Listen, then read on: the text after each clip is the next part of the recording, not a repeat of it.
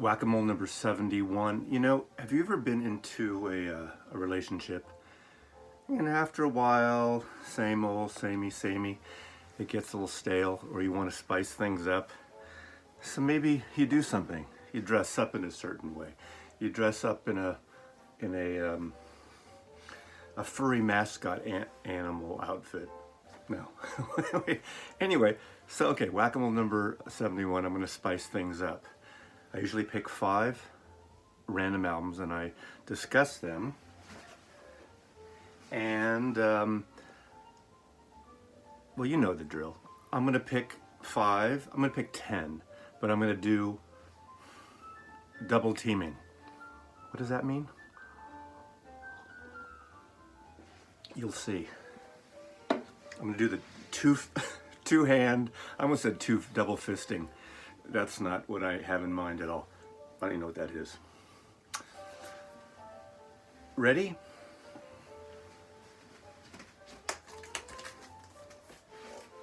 One.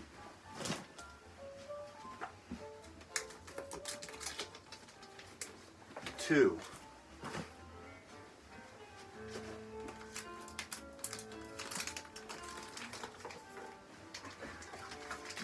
3. Hey, Mazzy needs to amuse myself to make it more interesting for you. 3, right? 4.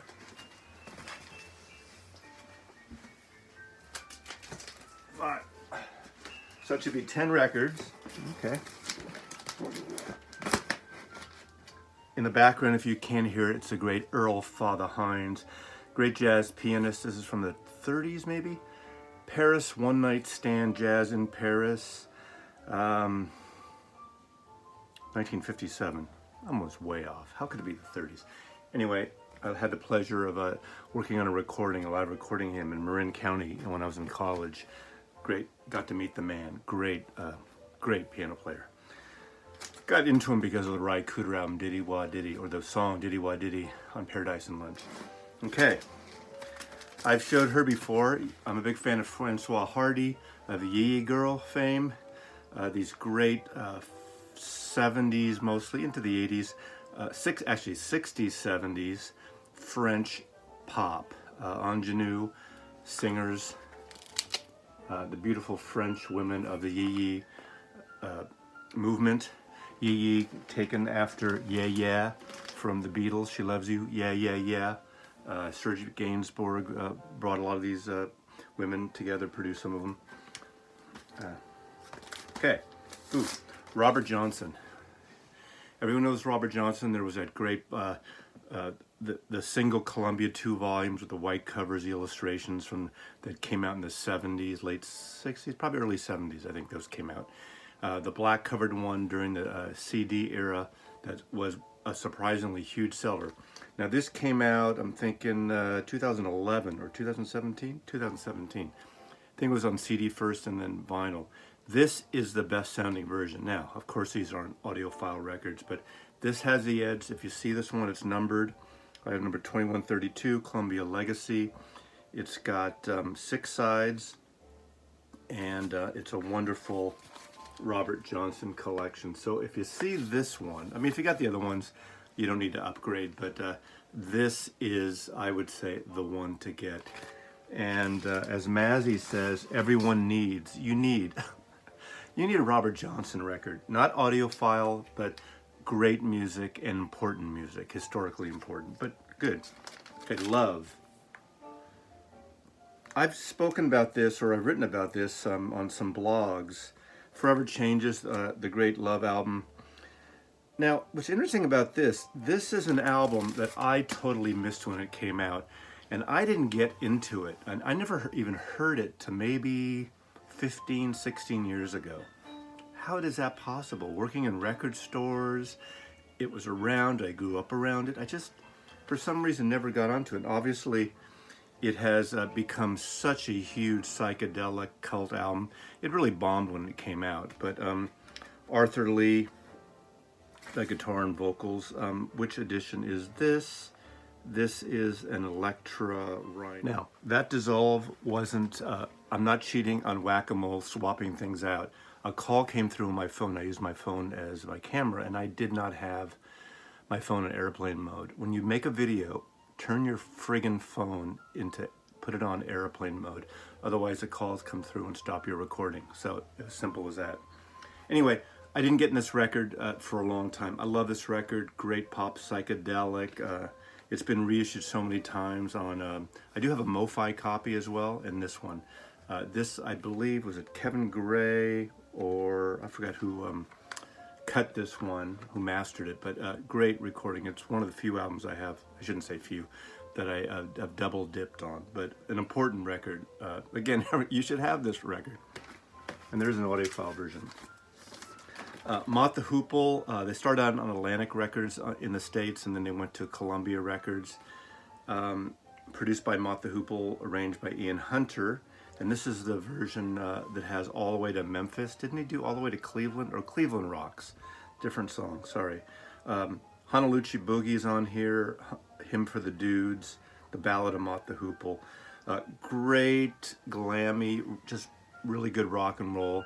I'm a big fan of Ian Hunter's solo records. I'm Never Alone with a Schizophrenic is one that I highly recommend. But Mott the Hoople, Columbia, this is probably 1973, I'm correct. Great album on Columbia. I like their Columbia stuff too.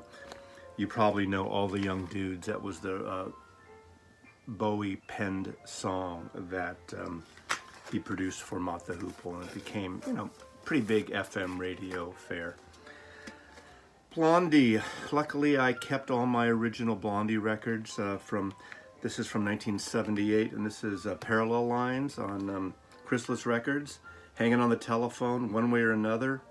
Pretty Boy, 11:59, Sunday Girl, Heart of Glass. I mean, this is packed with hits. Chris Stein, Debbie Harry, produced by Mike Chapman. Clem Burke is on here, also Nigel Harrison, Frank Infante, and Jimmy Destreet. But this is a great record. I mean, we all know Blondie. I don't have to say any more, but highly recommended. Really good shape, my original copy of Blondie. I did a whole feature on this man. This is a posthumous release by J.J. Cale. Love J.J. Cale, as you all know. Eric Clapton basically made him famous for the masses, covering Cocaine, After Midnight.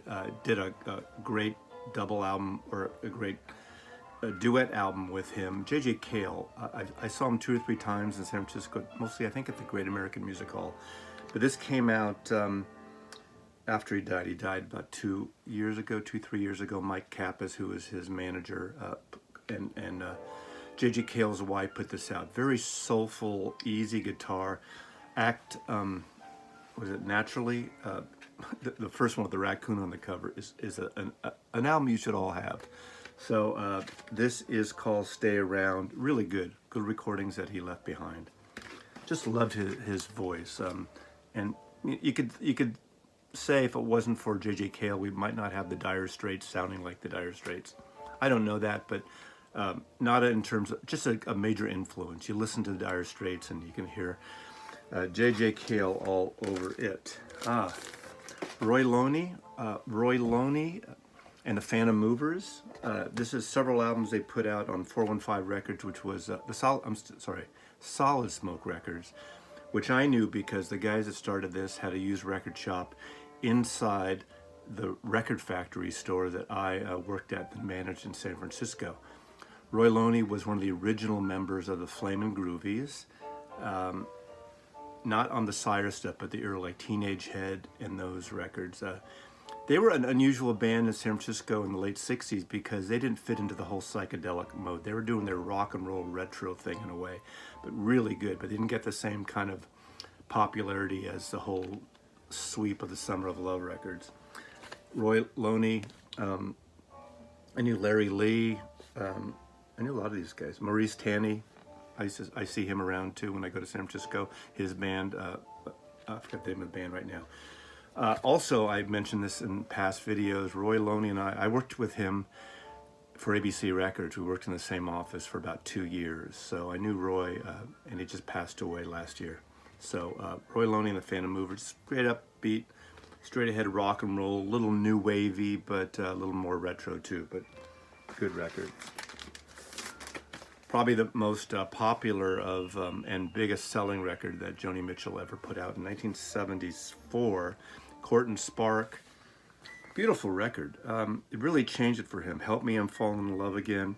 Free Man in Paris is a wonderful song. She does one cover on here, a version of Twisted. And Twisted was a good, interesting song. I think, does she double track it? I can't remember if she double or triple tracks it with her voice, because the version that was really big in the 50s is by Lambert, Hendricks, and Ross on Columbia Records. Great trio of jazz singers. You need a Lambert, Hendricks, and Ross record.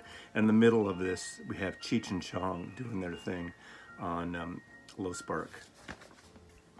Court and Spark, not Low Spark of High Hill Boys, that's Traffic. I'm confusing it. The great, great Porter Wagner, the Rummy Drunk of his record covers, all these concept, semi-concept records. This has a lot of cowboy music. This is Highway Heading South. I don't know specifically much about this one because I usually skip this and go for the Cold Hard Facts of Life and all those songs about drinking and being like the hobo, the down and outer on the street. He's also credited of discovering Dolly Parton, and there's some great, great duet Dolly Parton records with him and Dolly on RCA Records as well. And he had a TV show in the late 60s, and Dolly was on it a lot of the time. So he introduced the world to Dolly Parton, so we thank him for that as well. And lastly,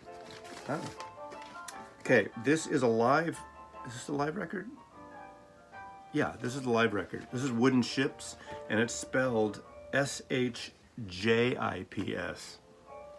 I think it's pronounced Charday, though. There's a joke there somewhere. Wooden Ships, San Francisco band, alt band, electronic, modernist, psychedelic. They have sort of a recurring, I'm going to say recurring thrombosis. That makes no sense. But they kind of have this kind of droney, hypnotic effect in their music. I did see them once in San Francisco, and I thought they were really great, but I discovered them when I first moved to Seattle. A record store was playing one of their other albums in the store, and it's one of those times I stopped and went to find out what it was and bought it. This is a live album at Slim's. Slim's is a club on 11th Street in San Francisco that Boz Scaggs was a partner in and opened up in the late 80s. That just closed down, I think, for good, unfortunately. But this is great. Great cover. Wooden Ships. Highly recommended. They're a band you should check out. So, how did Double Fisting go? Do you want more of these? Write in the comments. Please subscribe. And let me know your thoughts on these records and anything random. So, Mazzy loves you. Whack-A-Mole number 71. I really, really thank you all. And some good things are coming down the pike. Mazzy loves you.